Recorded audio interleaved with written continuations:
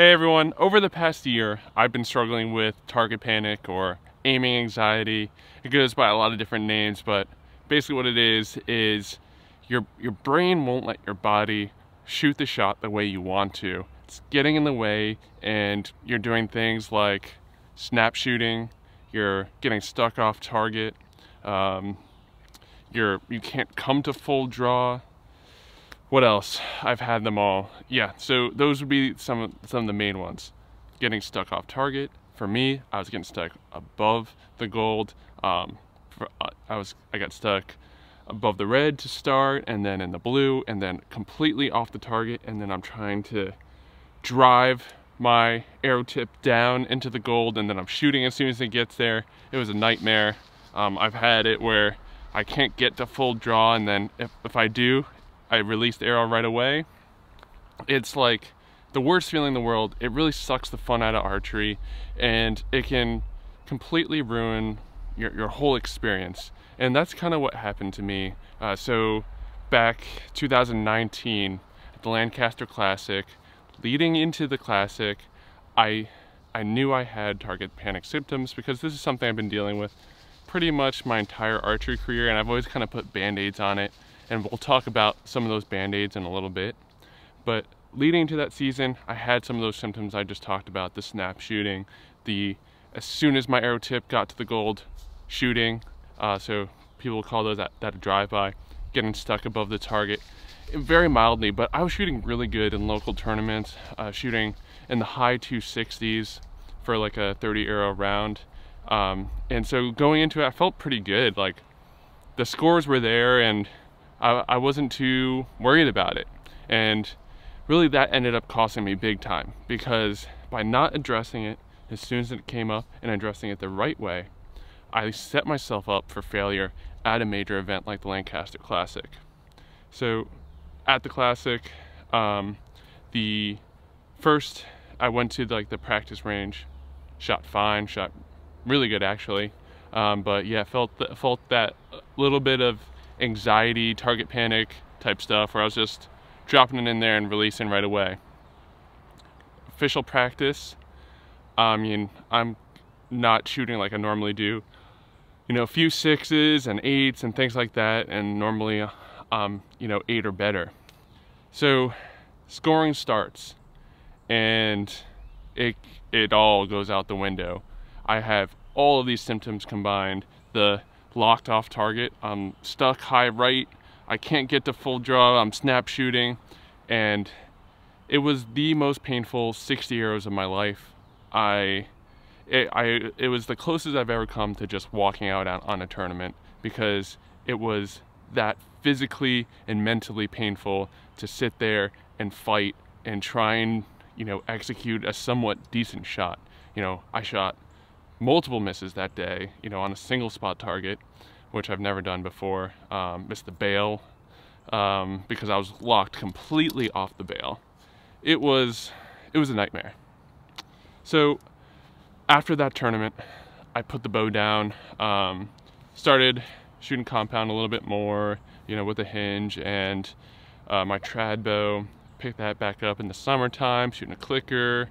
Just kind of was easing my way back into Barebow archery. And of course, you know, it's lingering in my mind that I need to pick up the Barebow again, start shooting again. So this fall, set up my bow, getting rolling for indoor season. And this year, I want to learn from the lessons of last year and not let my target panic symptoms spiral out of control. I wanted to get ahead of them. So what I started doing was, the first thing I did was, before I even started shooting at 20 yards, is I started shooting at blank bail and just kind of getting back into the field, building up my strength, and getting back to a place where I can just have that feeling of executing a good shot. You know, that good shot feeling. I wanted that back. I want to come to full draw, feel myself load into my back, and then execute a shot. So that was really my goal. I spent a few weeks doing that at blank bail. And then I started to work in some aiming drills. The biggest one was just aiming at 20 yards and letting down. And that's all I did, was come up, aim, aim, aim, aim, and let down. And the goal for that was to kind of separate aiming and shooting in my mind, where just because the arrow's in the gold doesn't mean I'm going to release the arrow. And kind of setting that baseline as I started working on the rest of my shot. And that whole concept of separating aiming and the execution phase is really critical. It's really something I want you guys to hold on to. You know, if there's one thing you take away, it's that you absolutely have to separate aiming and execution, especially when you're shooting a non-triggered shot.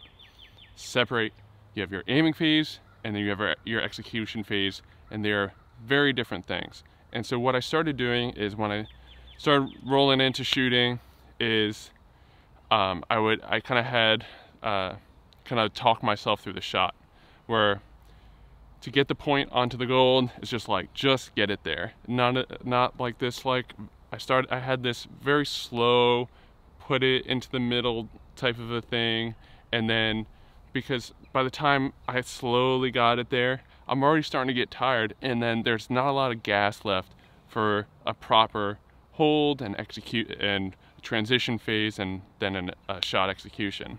So just get the point to the middle. That's step one.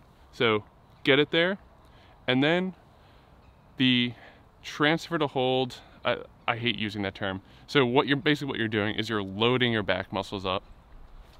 And so that's from here as you're coming to anchor. What that looks like is you're positioning that elbow into your holding position, which shouldn't be not like this, but like here. So you're bringing yourself into alignment basically.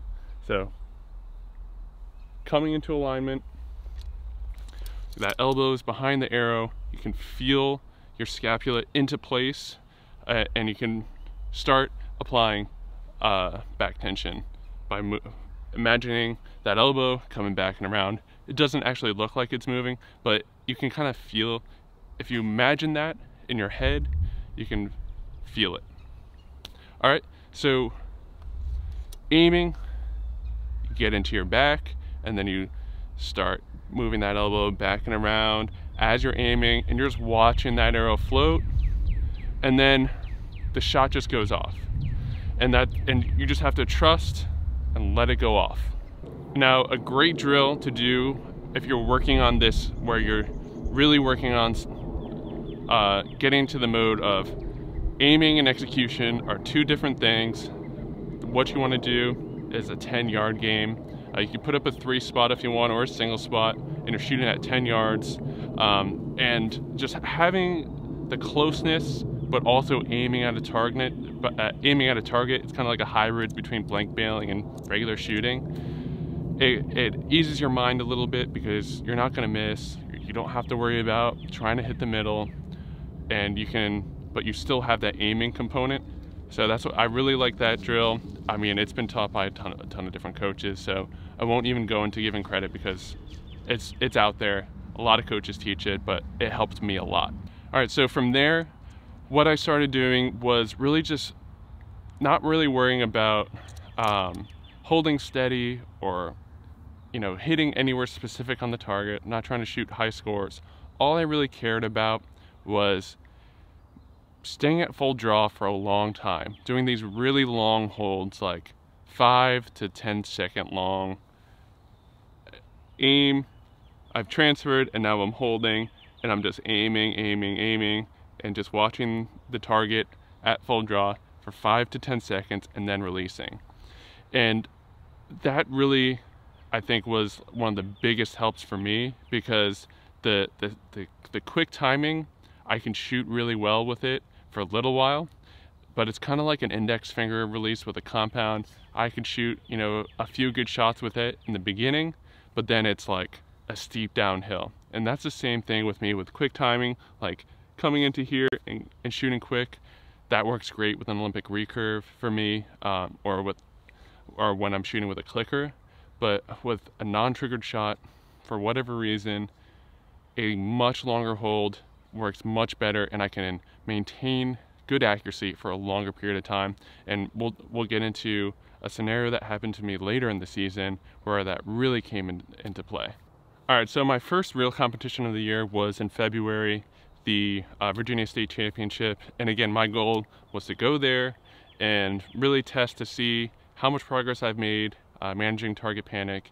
And I wanted to have all 60 arrows have that nice long timing that I was going after. Really didn't care about scores or anything really form-wise. I was just really wanting to force myself to hold at full draw for as long as possible. And so I went there, had a little mishap. If you were there, you know what happened. All right, so quick story. I shoot like 6 arrows at a single spot, and you're gonna break some nocks doing that. And I had a pin knock that had a crack in it, and I didn't realize it. I shot that arrow and more or less dry fired my bow. My bow came apart, my limbs went down range. I was left holding the riser, just, yeah. So it was not like the best start, but it was a great mental test to kick off that tournament. But I didn't score very well. I shot like a 470, but I reached that goal of just managing that target panic. I didn't have any crazy shots or anything like that. I was able to manage it, hold at full draw for a long time, and so that I felt really good about. So from there, now at this point in my phase of target panic, I was able to aim at the middle, hold at full draw, and then execute a shot. So that's when I started really working on my form again, working on my alignment, lowering my shoulders down and just relaxing at full draw more, really trying to relieve a lot of the tension I had in my hand, my bicep, and my forearm to clean up my release.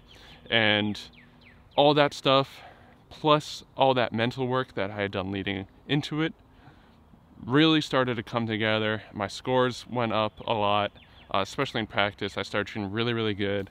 So things were feeling awesome.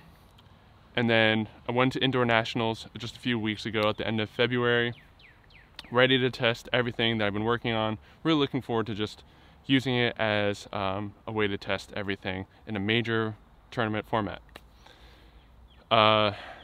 First day of competition, shots felt really good. Again, all I was focusing on was maintaining good back tension, holding at full draw for a long time, and just relaxing at full draw, letting myself aim, and executing a shot.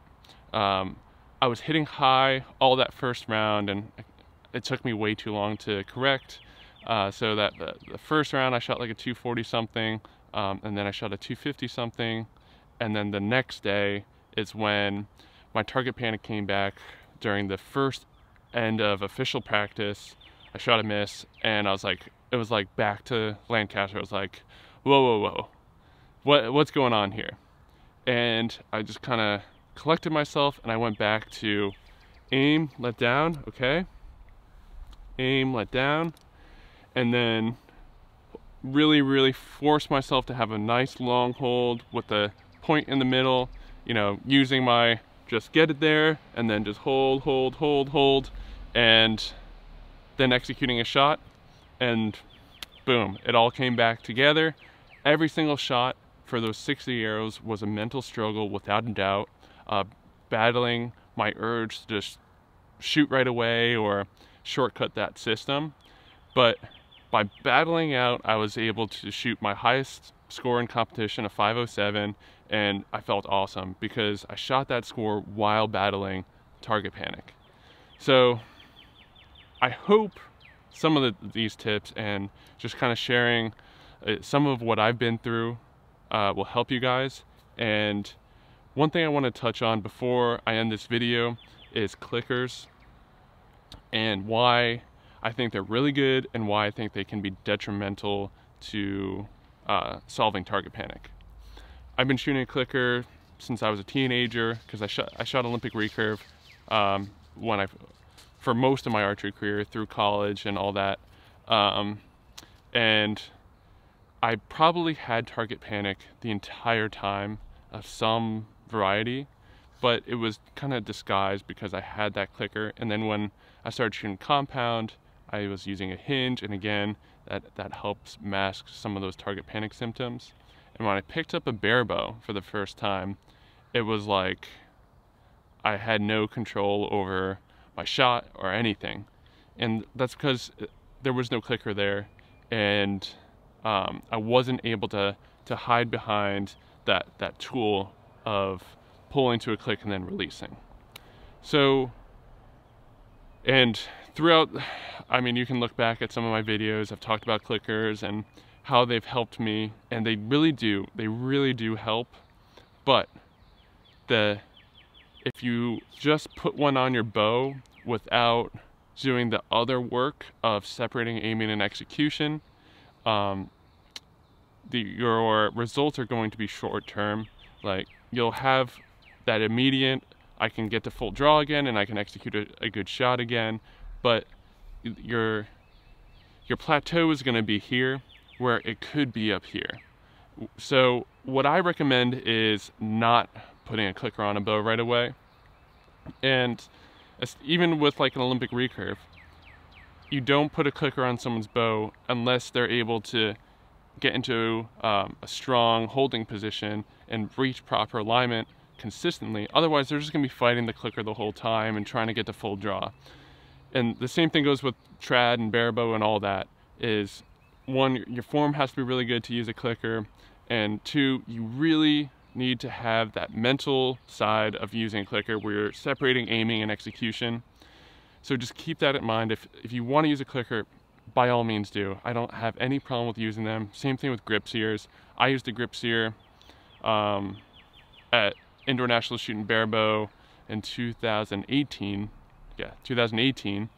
And it really helped me a lot. You know, just shoot that tournament without missing a bunch. So that one I just fell short of that 500 mark. But yeah, so clickers and grip sears and all that, all those kinds of triggered shots, they're very helpful, but you have to still do the mental work. And I think by foregoing them, it's going to be harder at first, but you're going to become a much, much, much better archer once you get past all that hard work that you have to do to beat target panic without a clicker. Then you can put one on and you're going to shoot awesome also. So those are my thoughts on clicker versus non-clicker.